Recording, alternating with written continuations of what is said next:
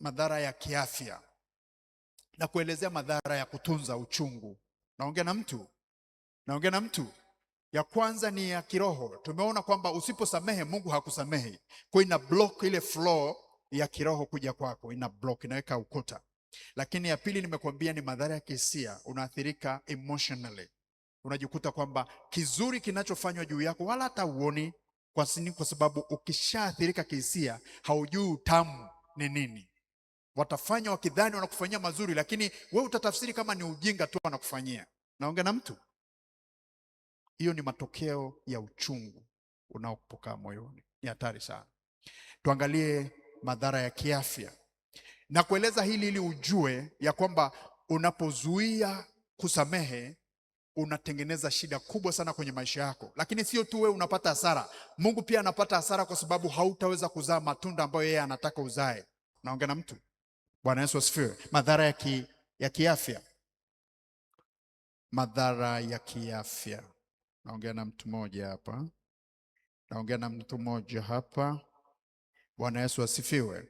Uchungu unaleta madhara makubwa sana, na mojawapo ya madhara ambayo inaleta ni ya kiafya. Nilisema kwamba uchungu hukaa moyoni, si ndivyo? Uchungu unakaa moyoni. Ule uchungu wa kutosamehe unakaa wapi?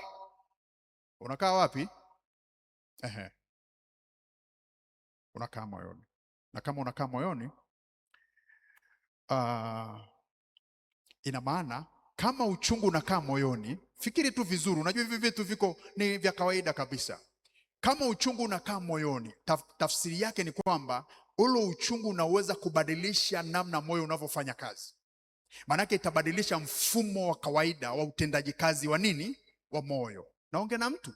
Kwa sababu ule uchungu ulioutunza unaanza kubadilisha, inaanza kutrigger namna ambavyo moyo unafanya kazi. Inaanza kubadili mfumo wa moyo wa utendaji kazi. Kwa nini? Kwa sababu uchungu umeruhusu kukaa moyoni. Ndio maana Mungu anaonya kabisa kwamba jamani, usiende eti kitandani.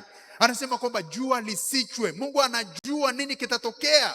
Uchungu kikaa moyoni, anaelewa madhara yake. Ndio maana anatuonya mapema kwamba usiende kitandani, usiende kitandani wakati una uchungu na mtu, kwa sababu Mungu anaelewa nini kitatokea. Kwa sababu ule uchungu utakaa moyoni, na ukikaa moyoni utaathiri namna ambavyo moyo unafanya kazi.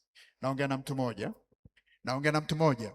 Nasikiliza. Biblia inasema, na unafahamu, Biblia inasema katika kitabu kile cha Mithali 4 mstari wa 23, anasema linda moyo wako kuliko yote uyalindayo. Kuliko yote. Amesema linda moyo wako kuliko yote. Huyu ni Mungu anazungumza. Hajasema kwamba ulindiwe moyo. Amesema linda moyo wako kuliko yote uyalindayo. Linda moyo wako kuliko yote. Kuliko yote. Maana yake chochote cha thamani ambacho unakilinda. Kwa sababu unajua kitu chochote ambacho kinalindwa maana yake kina thamani. Si ndio hivyo? Naongea na mtu. Ukiona mahali popote pana ulinzi mkali maana yake kuna kitu cha thamani kubwa. Huwezi kulinda kitu ambacho hakina maana. Huwezi kutumia nguvu na rasilimali kulinda kitu ambacho hakina maana. Lazima kiwe na maana, na ndipo unapoweza kuilinda. Sasa anasema linda sasa kuliko chochote kingine. Linda kuliko yote uyalindayo. Linda kuliko akaunti yako ya benki. Linda kuliko mboni ya jicho lako. Linda kuliko yote. Amesema kuliko yote. Kuliko hicho ambacho unaona ni cha thamani kwako. Hicho unachokiona cha thamani. Anasema linda moyo wako kuliko yote. Hajasema kwamba ulindiwe na mzazi wako. Hajasema kwamba ulindiwe na mume wako au na mke wako. Hajasema ulindiwe na mtoto wako. Hajasema ulindiwe na nani. Hajasema ulindiwe na rafiki yako. Amesema linda. Wala hajasema mimi Mungu nitalinda moyo wako. No. Amesema amekupa hilo jukumu wewe kwamba linda moyo wako kuliko yote. Hajasema nitalinda kwa niaba yako. Naongea na mtu mmoja. Naongea na mtu hapa. Na kwa sababu kama Mungu anasema linda moyo wako kuliko yote, maana yake jukumu hilo ni la kwako. Na anasema linda kwa sababu kuna uwezekano wa kuathiriwa, kuna uwezekano wa kushambuliwa. Huwezi kuambiwa linda kitu ambacho hakina riski ya kushambuliwa. Maana yake anasema hivyo, maana yake kuna mashambulizi mengi yataelekezwa kwako, lakini inategemea ni kwa namna gani umejisatiti kulinda ili kuhakikisha kwamba moyo wako unakuwa salama. Katikati ya mashambulizi yote, lakini uhakikishe moyo wako unakuwa salama. Sasa usipolinda maana yake nini? Anasema kwamba lazima moyo utaathirika, kwa sababu uchungu utakaa kwenye moyo. Na uchungu ukiruhusu kukaa kwenye moyo wako, ni matatizo makubwa yatatokea. Naongea na mtu mmoja. Naongea na mtu. Moyo ukiruhusu kubebesha uchungu kwa muda mrefu, maana yake ni kwamba moyo unaanza kufanya kazi kinyume cha kawaida ilivyoumbwa. Ndipo unaposikia mtu moyo umepanuka. Si unasikiaga au sio? Hii dunia anasema moyo umepanuka. Kwa nini? Overload. Umeupa moyo mzigo ulio zaidi ya ilivyoumbwa. Unavyo overload moyo, unafanya kazi kwa shida. Mwisho wa siku unatanuka moyo. Mwisho wa siku unasababisha matatizo, magonjwa ya moyo, pressure, shambulizi la moyo, nini, mambo kibao yanaanza kutokea. Kwa nini? Kwa sababu uchungu ukikaa ndani ya moyo ni hatari. Kumbuka kule kwenye kitabu kila cha Efeso 4 mstari wa 26 na 27 tulisema kwamba anasema jua lisichwe uchungu mlionao ukiwa haujawatoka. Mwishoni anasema kwamba wala msimpe ibilisi nini? Kwa lugha nyingine na maana uchungu unamwalika shetani. Mnasikia nilichosema? Anasema wala msimpe ibilisi nafasi. Kwa hiyo ukikaa na uchungu sana, sema maana yake ni kwamba unamkaribisha shetani kuja kwenye maisha yako. Kwa hiyo moyoni mwako ukikaribisha uchungu unapokaa kwa muda mrefu moyoni, tafsiri yake umefungua mlango kwa mikono yako ya kumwambia shetani, karibu keti kwenye hichi kiti. Na unaelewa shetani akishaingia ndani ya maisha yako, hakuna jema atakalotenda. Yeye ni mharibifu tu. Atakuletea stori nyingi, ataharibu mfumo wa moyo wako, atafanya vurugu nyingi sana. Kwa nini? Kwa sababu ulipokaribisha uchungu ulimpa shetani nafasi. Anasema wala msimpe ibilisi nafasi. Maana yake uchungu unafungua mlango wa shetani kuingia ndani ya maisha ya mtu na kufanya kazi atakavyo, na atablock mambo, atakuletea shida, atakusababisha upate pressure, atakusababisha upate stress. Kwa sababu akishaingia ndani yako, anachosababisha anatengeneza mazingira ya kufanya upate stress. Unakuwa ni mtu wa stress. Moyo unaanza kupiga mapigo tofauti na ilivyotengenezwa. Lakini kwa nini? Kwa sababu umekaribisha uchungu kwenye moyo wako. Hebu sema, nakataa uchungu tangu sasa. Sikiliza, kukataa uchungu kwako ni kwa faida yako. Hii shule ukisikiliza vizuri, hutaka umbebe mtu. Hutaka umbebe mtu hata kama amekukosea, whether kwa kukusudia au kwa bahati mbaya. Utamwachilia kwa sababu unapotunza uchungu, unatengeneza sumu itakao kuua wewe. Unapomshikilia, ngoja akija ndio utamsamehe. Kama hajaomba msamaha, siwezi kumsamehe. Sikiliza, akiomba msamehe, asipoomba msamehe. Mtoe moyoni mwako, kwa sababu anayeathirika ni wewe, si yeye. Naongea na mtu mmoja, wewe ndio unayeathirika. Sasa anasema kwamba moyo wako unaporuhusu uchungu, ina maana unakuwa umeacha ile kazi aliyosema kwamba linda moyo wako kuliko yote. Kwa hiyo ukiruhusu uchungu, maana yake umefungua mlango. Kwa hiyo unapata mashambulizi, moyo unaathirika, mambo mabaya yanatokea kwa sababu umeruhusu uchungu. Ukiruhusu uchungu ni ticket.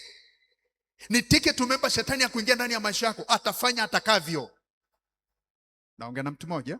Atafanya atakavyo, na atakuathiri, na atakushambulia, na atasabaratisha kila matumaini uliokuwa nayo. Anasababisha uwe vulnerable, kupatwa na ugonjwa wote, kupata mashambulizi ya moyo, kupata sijui nini, kupata ugonjwa wote, unakuwa vulnerable. Why? Because you have opened, umefungua mlango. Kwa sababu umeruhusu uchungu ukae ndani yako. Anasema jua lisichwe. Jua lisichwe. Usiruhusu ikawa usiku kabla hujamtoa mtu kifuani kwako. Naongea na mtu. Mtoe. Amekuomba msamaha, mtoe. Hajaomba, mtoe. Usiruhusu moyo wako ubaki na kazi ya kusukuma damu na kumsikiliza Mungu anasemaje. Naongea na mtu mmoja. Anasema kwamba unapolinda moyo, anasema kwamba linda sana moyo wako, kwa kuwa humo ndimo chemchemi ya uzima inapotokea humo.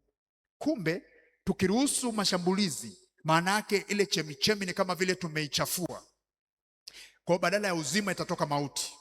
Naongea na mtu mmoja. Badala ya uzima itatoka mauti, kwa sababu kama anasema linda moyo wako kuliko yote uyalindayo. Kwa nini? Kwa sababu humo ndani ya huo moyo ndipo chemichemi ya uzima inapotokea. Kwa hiyo kama tusipolinda moyo, tafsiri yake nini? Tafsiri yake badala ya uzima itatoka mauti, kwa sababu shetani ataketi kwenye kiti cha enzi cha moyo wako, alafu ataachilia kila mambo mabaya yatokee. atasababisha madhara makubwa kwenye maisha yako. Kwa nini? Kwa sababu umeruhusu aketi kwenye kiti cha enzi ndani ya moyo wako kwa njia ya uchungu. Kwa usishangae maisha yako yakipelekwa puta na shetani, kumbe wewe mwenyewe umempa ufunguo wa moyo wako, na badala ya uzima itatoka mauti, na utafupishwa miaka yako ya kuishi, kwa sababu badala ya uzima Mungu alioahidi kwa unaotokana na kulinda moyo wako, umeruhusu uchungu ukae ndani ya moyo wako. Linda moyo wako, usiruhusu maneno ya watu yanayotamkwa juu yako yakusumbue. Wakitamka, fungua sikio lingine, yapite huko, yapotee hewani. Kwa nini? Unapokaribisha kila maneno wanaosema watu, unakaribisha uchungu ndani ya moyo wako. Naongea na mtu, wakisema watakachosema, don't care about. Kwa nini? Unapojali sana, ndivyo ambavyo unasababisha maumivu ndani ya moyo wako, na mwisho wa siku zako zitafupishwa kwa sababu ya uchungu ambao unakaribisha ndani yako. Utashangaa kila kitu ambacho adui amekikusudia ndani ya maisha yako kinaanza kujimanifest, kwa sababu shetani akishaketi kwenye moyo wako, tafsiri yake kila ubaya unaojua utaanza kujitokeza nje.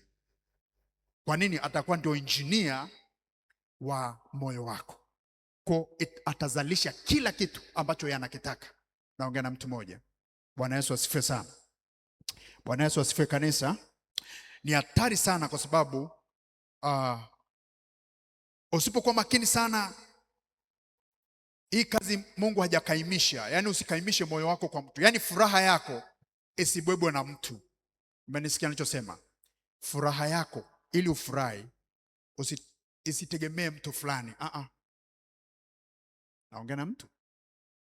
Usiseme kwamba akicheka ndo nitacheka, akifanya kitu fulani ndo nitakuwa na furaha. Don't. Kwa nini? Kwa sababu unapotunza uchungu ni kwa hasara yako. Atakaye kufa ni wewe eti, sio mwingine. Naongea na mtu. You are the one who is going to die.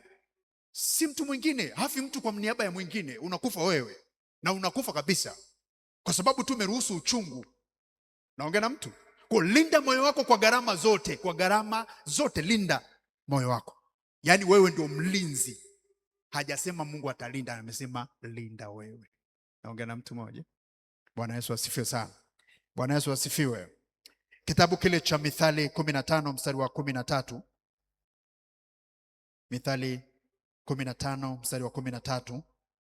Mithali 15 mstari wa 13, Biblia inasema, moyo wa furaha, sema pamoja na mimi, moyo wa furaha, sema kwa sauti, moyo wa furaha huchangamsha uso.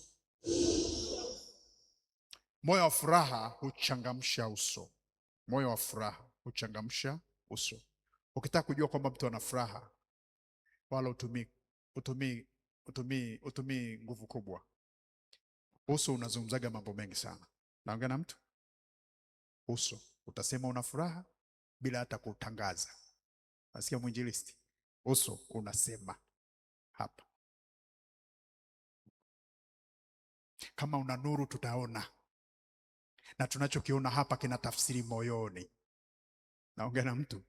Kwa tunachokiona hapa usoni kinatuambia usoni, kinatuambia moyoni mwako una nini. Naongea na mtu mmoja. Hatuhitaji hata kukuambia kwamba unajua mtu naye, yani kuna maswali wala hatupaswi hata kukuuliza sana. Tukikuangalia tu tunajua huyu ni mgonjwa, mpeleke pale. Huyu anahitaji msaada fulani. Huyu yuko salama.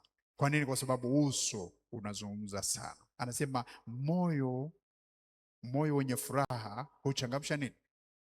Huchangamsha nini? Moyo wa furaha huchangamsha uso, bali kwa huzuni ya moyo roho hupondeka. Kwa huzuni ya moyo, umeelewa? Kwa huzuni ya moyo roho hupondeka. Hupondeka sio kunyenyekea, huvunjika vunjika. Moyo hupondeka, maana yake husambaratika. Kwa uchungu unasambaratisha moyo. Uchungu unafanya moyo ufanye kazi tofauti kabisa na vile ambavyo imekusudiwa. Inaanza kukaribisha maadui. Kwa nini? Kwa sababu uchungu ukitunzwa kwa muda mrefu inatengeneza mazingira ya kila shida kuja kwenye moyo wako. Kwa hiyo moyo unavunjwa, unasambaratishwa kwa sababu ya uchungu uliobebwa kwa muda mrefu. Kwa hiyo moyo wa huzuni upondesha, unafanya moyo upondeke, unakondesha moyo. Lakini moyo wenye furaha huchangamsha uso. Naongea na mtu mmoja. Bwana Yesu asifiwe sana. Bwana Yesu asifiwe kanisa. Kwa hiyo ni hatari sana kutunza uchungu, kwa sababu inasababisha moyo wako kuathirika, na unaelewa kama ambavyo nimekwisha kukueleza madhara yake. Lakini changamoto nyingine inayotokea kwenye moyo, uchungu unavyotunzwa. Changamoto nyingine unaweza kaandika, nimezungumza habari ya moyo, namna ambavyo unaletwa kwa sababu ya kutunza uchungu, inaleta shida mpaka unapata matatizo ya moyo, magonjwa na nini na nini. Lakini kipengele kingine inayotokana na kutunza uchungu moyoni ni kwamba uchungu uliotunzwa moyoni kwa muda mrefu inasababisha mifupa kusagika. Uchungu ukitunzwa moyoni husababisha kusagika kwa mifupa. Uchungu. Ndio maana nakwambia hii kitu ukielewa, kuna vitu hutaruhusu kabisa vikae ndani ya moyo wako. Whether mtu amekuomba msamaha ya kuomba msamaha, unaachilia, kwa sababu kumbe unavyotunza unaleta shida kubwa ambayo baadaye utatumia gharama kubwa sana kuitibu. Utaanza kuhudhuria Bugando kulingana na ratiba ya specialist atake kuwepo. Atakwambia mimi napatikana saa 10 kuanzia saa 11 uje hapa. Utatoka, si unatoka umbali wapi? Utaenda. Na mtajikuwa mko wengi, utakuja kurudi saa 11 ya jioni. Lakini kumbe ukifuatilia chanzo chake ni uchungu uliobeba ya yule mtu aliyekukwazaga enzi hizo. Umembebaga yule mtoto ambaye alikujibugu vibaya, umembeba, alafu ni mtoto wako. Umembeba. Kwa nini anikosea adabu namna hii? Umembeba kifuani na asije kwenye kaburi langu. Umembeba, ni miaka 40 iliyopita, bado yumo humu. Unasagika mifupa bila kujua. Naongea na mtu, mifupa inasaga.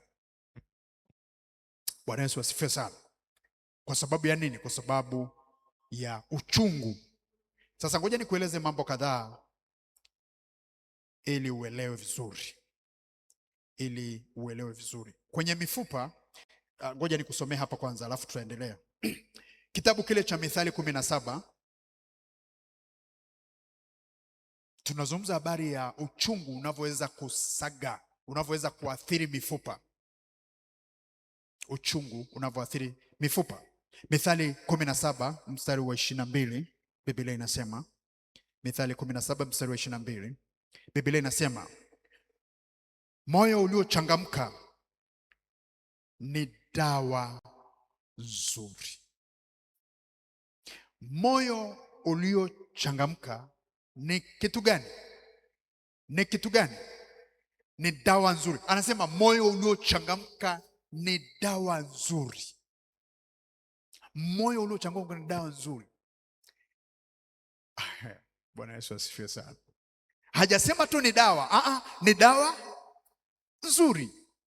Kumbe moyo ukichangamka, kuna magonjwa yatapona yenyewe bila hata daktari kuwepo. Kuna magonjwa yatapona bila kunywa dawa, kwa sababu tu moyo umechangamka. Kwa sababu sio kila kitu unahitaji, wakati mwingine sio kila kitu unahitaji dawa, lakini kwa sababu tu akili haina utulivu, ni kwa sababu tumebeba mavitu huko kifuani.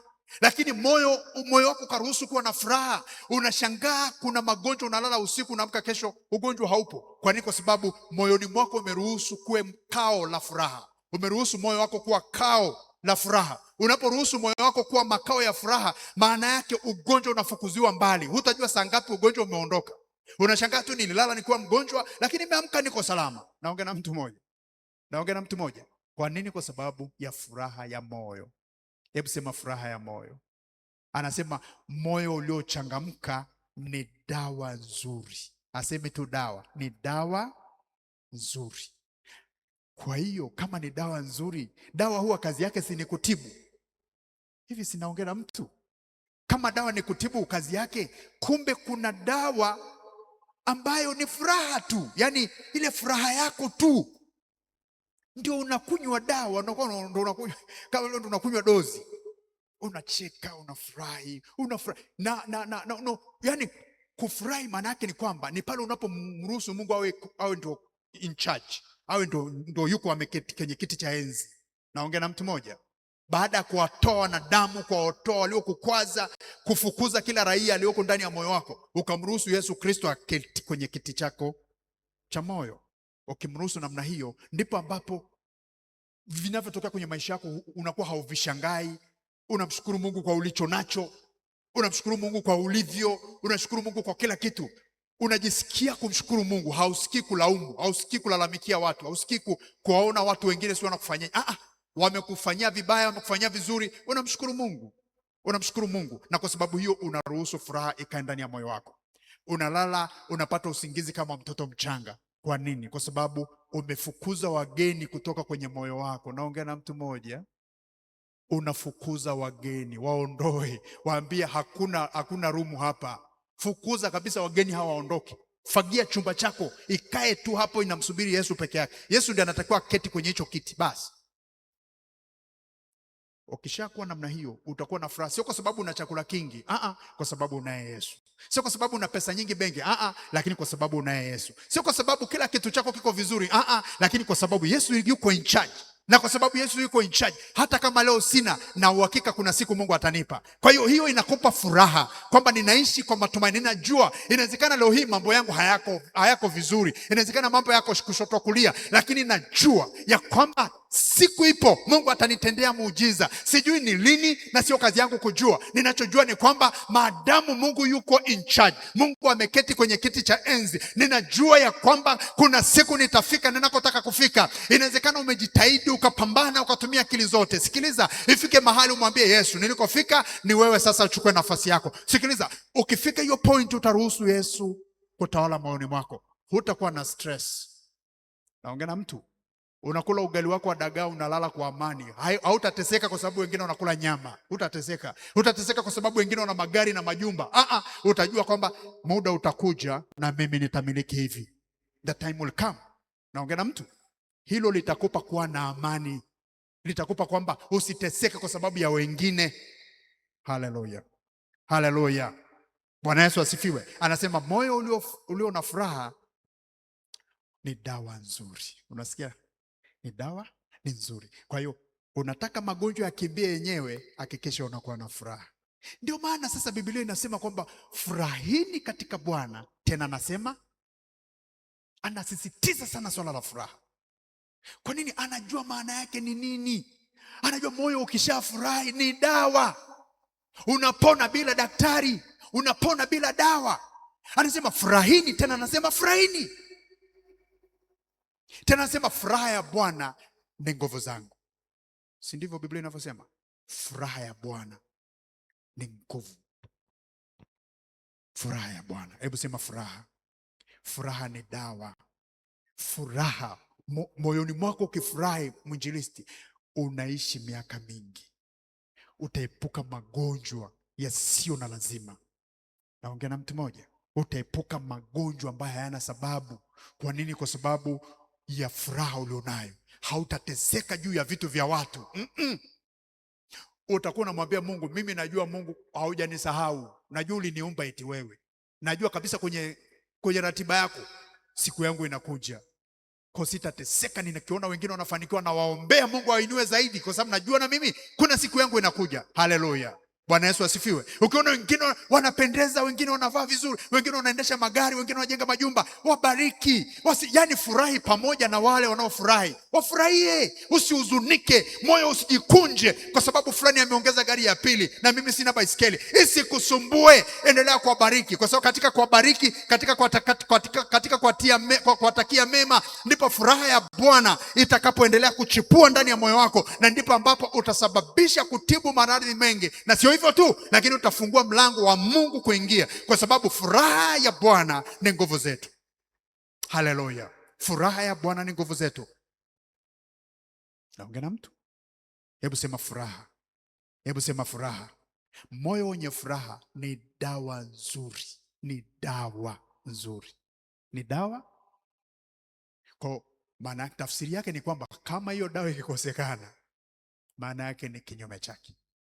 Maana yake magonjwa yatafanya kwako kwa makao makuu. Naongea na mtu. Anasema hapa, anaendelea kipengele cha pili.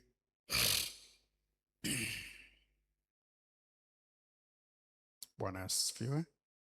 Bwana Yesu asifiwe.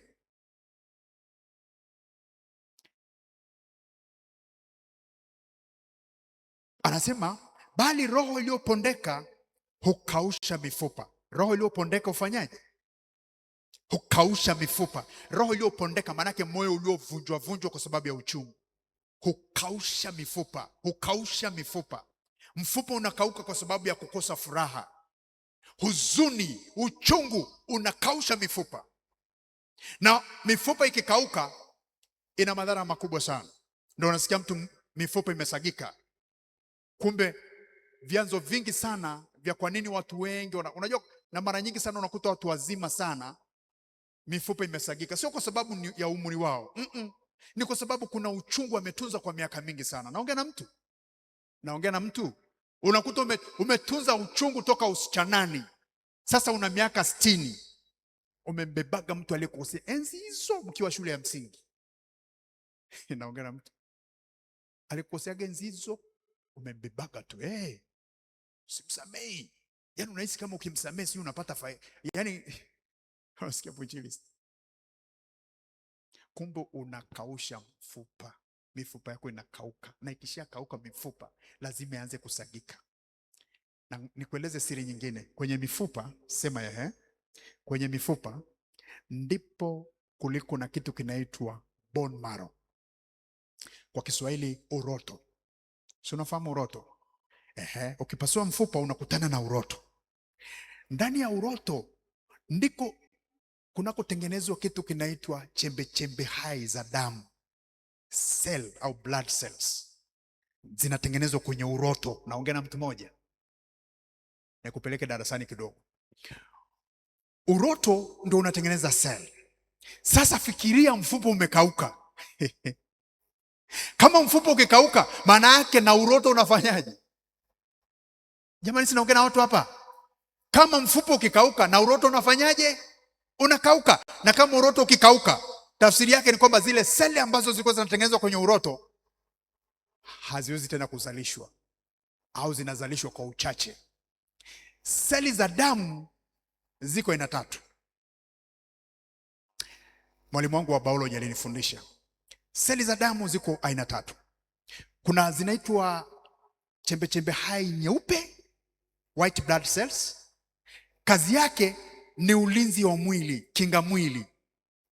Ukisikia mtu kwamba amepungukiwa na kinga mwilini, manake zile seli nyeupe zimefanyaje? Zimepungua au zimeisha. Na mtu akiishiwa na zile seli nyeupe, tafsiri yake ni kwamba anakuwa vulnerable kupata ugonjwa wowote. Kinachomuondoa mtu ambaye amepungukiwa na kinga mwilini ni kushambuliwa, yani anakuwa vulnerable, anakuwa rahisi sana kushambuliwa na ugonjwa wowote. Hata kaugonjwa kadogo tu kakija kanammaliza. Kwa nini? Kwa sababu hana ulinzi ndani yake. Hivi naongea na mtu. Kama ulinzi hauko wa mwilini mwako, kahoma kadogo tu, mafua tu yanakupelekesha kweli kweli mpaka unakufa. Kwa nini? Kwa sababu huna kinga. Na kinga hiyo inatengenezwa na seli nyeupe ambazo ziko ndani ya uroto, na uroto umekauka kwa sababu ya kutunza uchungu kwa muda mrefu. Ule uchungu ukakausha mfupa, na mfupa huo ukasababisha kukauka kwa uroto au kwa bone marrow. Na kwa sababu hiyo seli nyeupe zimeshindwa kuzalishwa au zinazalishwa kwa uchache, na kwa sababu hiyo unakuwa mtu wa magonjwa ya daima, na mwisho wa siku ni rahisi sana kufa kwa sababu kinga mwili inakuwa imeisha au imepungua kabisa kabisa. Wangapi wamenielewa? Na kwa sababu hiyo sasa utaelewa kumbe sitakiwi kutunza uchungu, kwa sababu inakuja kuathiri moja kwa moja maisha yangu. Kwa sababu kama inakuletea mpaka na uroto unaisha, unafikiri mchezo? Seli zinashindwa kuzalishwa kwa sababu hiyo ni seli nyeupe za damu. Lakini kuna seli nyingine inaitwa seli nyekundu. Seli nyekundu kazi yake ni kubeba oxygen kutoka kwenye mapafu kupeleka sehemu mbalimbali ya mwili kwa ajili ya kusababisha chakula unachokula wewe kiweze kuunguzwa na kutengenezewa nishati ambayo ndio tunahitaji kwa ajili ya kutembea, kuongea. Mimi naongea hapa, natumia energy. Wewe ulitembea kutoka nyumbani kwako mpaka hapa, unatumia nguvu, si ndio hivyo? Hiyo nguvu inatokana na ugali uliokula, lakini ile ugali uliunguzwa kwa kutumia oxygen. Hiyo oxygen ndiyo imesababisha mpaka umepata nguvu ya kutembea na kuendelea kuwepo hapa. Naongea na mtu mmoja. Nafikiri wale waliosoma biology angalau ya darasa ya form 2 wanaweza wakawa nakumbuka ninachoongea. Bwana Yesu asifiwe. Hiyo ni kazi yake. Sasa fikiria mfupa umekauka kwa sababu ya uchungu, na hiyo seli inaitwa nyekundu haipo. Unaelewa tafsiri yake? Maana yake kwamba mwili wako unakuwa unapata oxygen kwa shida au haupati kabisa. Na kama haupati, maana yake ni kwamba kile kitakachosaidia chakula unachokula kiweze kuzalisha nguvu inakuwa hakipo, au inazalishwa nguvu ndogo sana. Na nini matokeo yake? Matokeo yake ni kwamba mwisho wa siku unakosa nguvu ya kuendelea kufanya mambo ya kawaida. Mifumo yako ya kawaida ya mwili inafeli kwa sababu haina nguvu ya kuweza kufanya shughuli zake. Naongea na mtu mmoja hapa. Lakini kosa ni nini? Kwa sababu ya uchungu uliotunza ukatengeneza shida mpaka ikakausha uroto unaozalisha hizo seli. Lakini seli nyingine ambayo iko pale, nimesema seli ziko aina 3 pale. Seli nyingine ni seli inayohusika na kugandisha damu pale ambapo mtu labda amepata injury. Naongea na mtu pale ambapo umepata madhara, labda umejikata kwa wembe au kwa kisu, au umepata shida yoyote, labda umepigwa sindano. Kile kinachogandisha damu yako ni seli inaitwa platelets. Ni seli kisahani wanaita. Ile seli ndio inasababisha kuganda kwa damu pale unapopata changamoto yoyote ya damu kutoka. Naongea na mtu. Fikiria haipo. Fikiri tu kwamba sasa haipo hiyo inaogandishaga damu.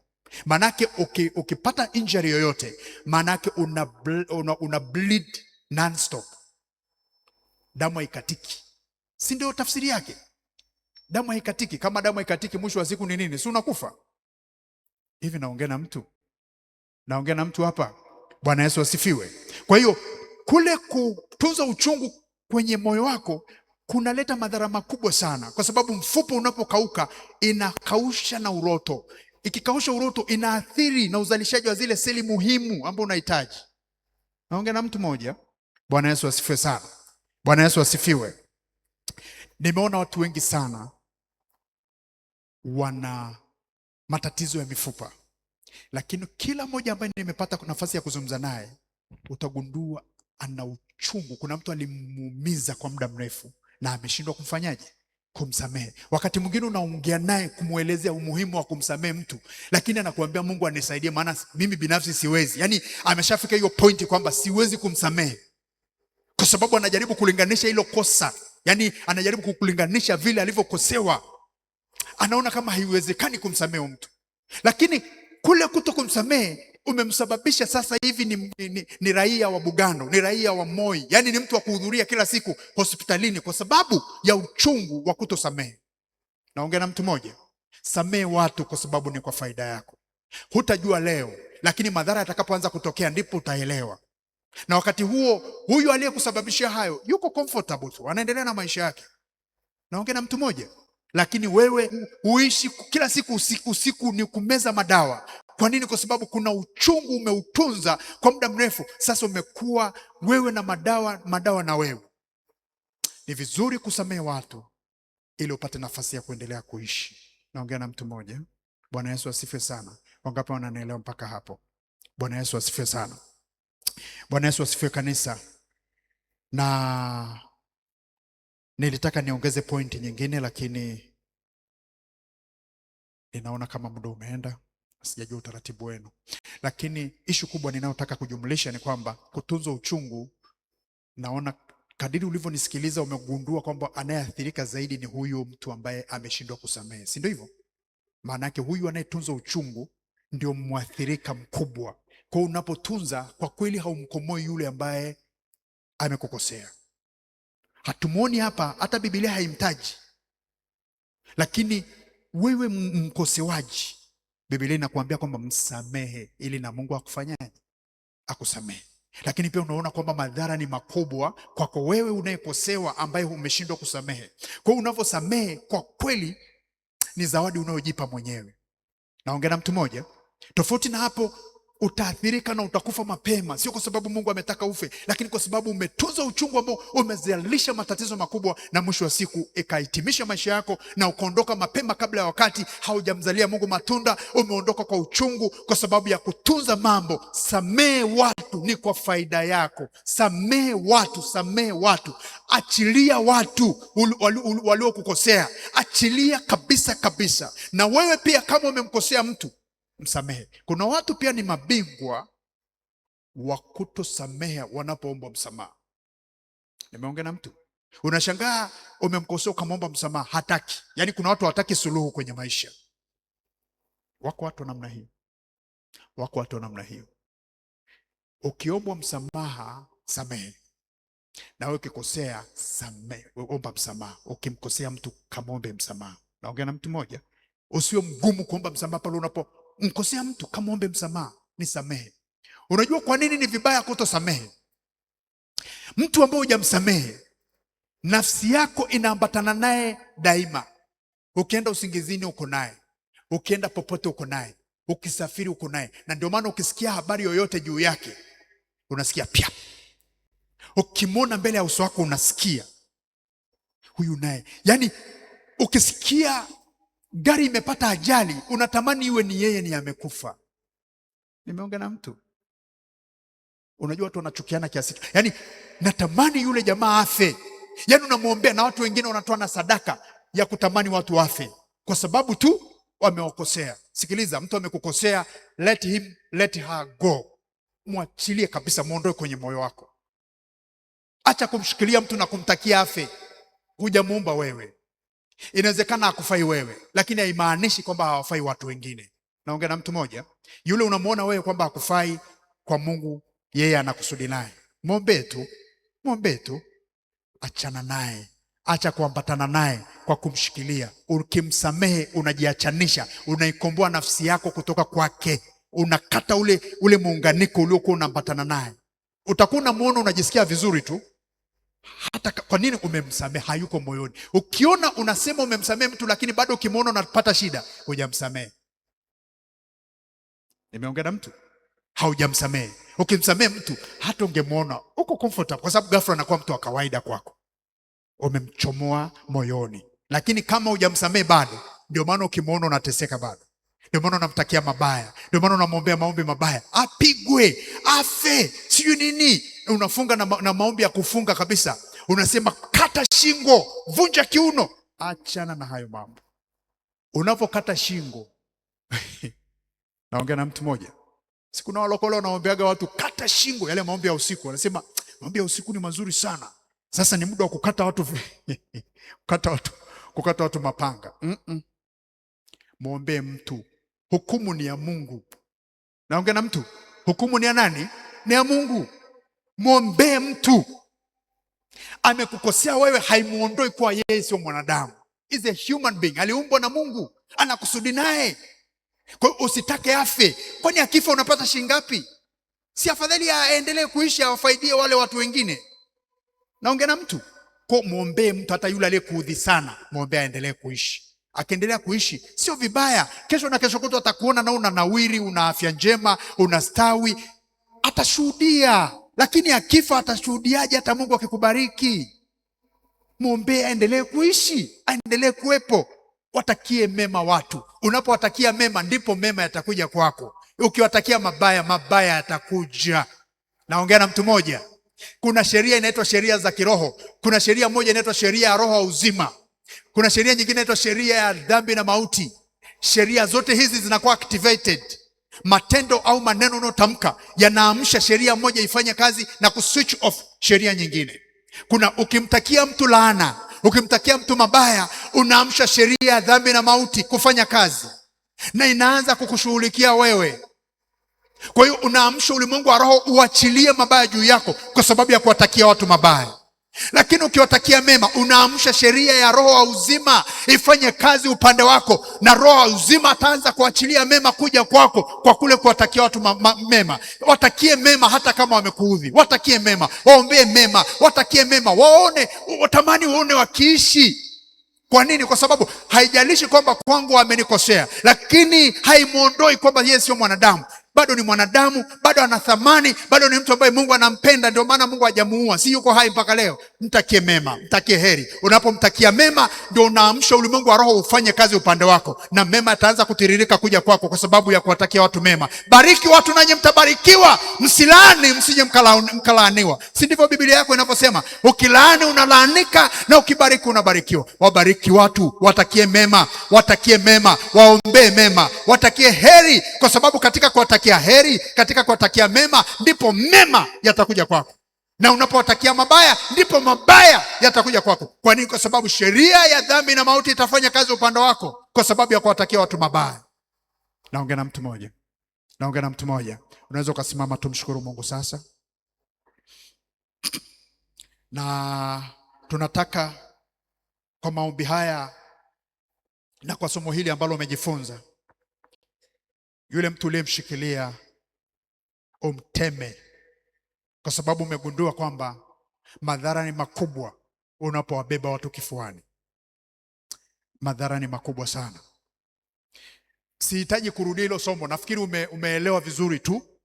Umeelewa vizuri kabisa kwamba kumbe ninaposhikilia watu ni kwa hasara yangu. Sema maneno haya. Sema, Bwana Yesu. Bwana Yesu, ninakushukuru kwa neno lako. Asante kwa neno lako la uzima.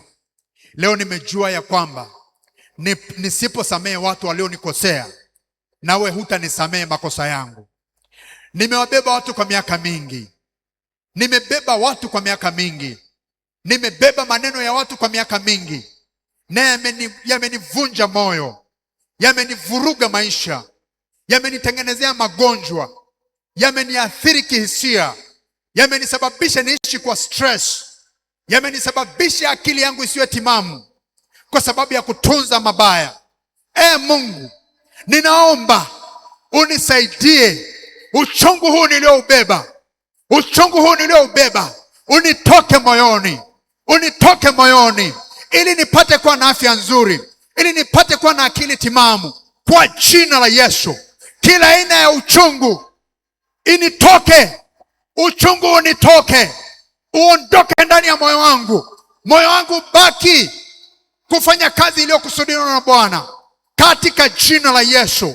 Magonjwa yaliyoingia ndani yangu kwa sababu ya uchungu yatoke kwa jina la Yesu. Pressure, kisukari, magonjwa ya tumbo yaniachie, kwa sababu yaliniingia kupitia uchungu, na shetani alipata nafasi kwa sababu nilikaribisha uchungu ndani yangu, katika jina la Yesu. Uchungu, achia moyo wangu, achia moyo wangu. Adui huna nafasi tena ya kuendelea kuathiri maisha yangu. Moyo wangu umevunjika, moyo wangu umejeruhika kwa sababu ya maneno ya watu, kwa sababu ya kutosamehe watu. Leo hii ninatangaza kuamwachia kila mtu niliyembeba. Ninamwachilia, ninamdondosha, ninamchomoa ndani ya moyo wangu, ninamwachilia kwa jina la Yesu. Muondoe kabisa kila mtu ambaye ulimbeba, mtoe kabisa, kwa sababu umeathirika pakubwa kwa sababu ya kumbeba huyo mtu. Mtoe ndani ya moyo wako, mwambie Mungu nitolee, mwambie Mungu niondolee uchungu ambao nimebeba kwa miaka mingi, kwa jina la Yesu. Uchungu uniondokee kwa jina la Yesu, kwa damu ya mwana kondoo, kwa jina la Yesu. Uchungu uniondokee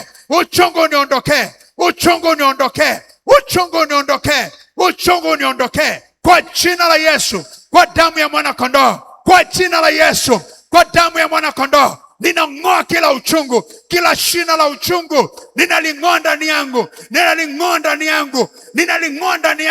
kila shina la uchungu ninaling'oa kwa jina la Yesu, Achia moyo wangu kwa damu ya mwana kondoo, kwa jina la Yesu, kwa damu ya mwana kondoo. Achia moyo wangu, shina la uchungu liniachie, shina la uchungu liniachie, kwa damu ya mwana kondoo, kwa jina la Yesu Kristo wa Nazareti, kwa damu ya mwana kondoo, kwa jina la Yesu Kristo wa Nazareti, kwa damu ya mwana kondoo, kwa jina la Yesu Kristo wa Nazareti.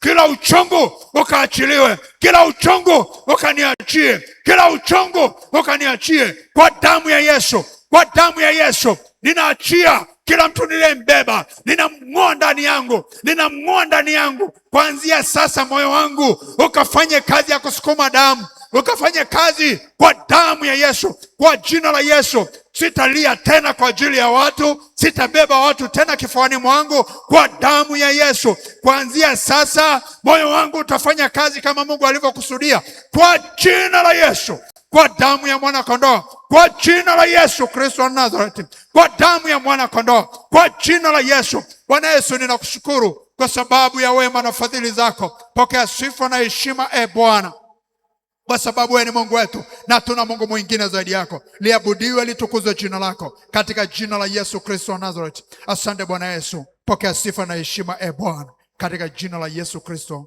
wa Nazareti. Jehova inuliwe, Jehova utukuzwe, katika jina la Yesu. Amen.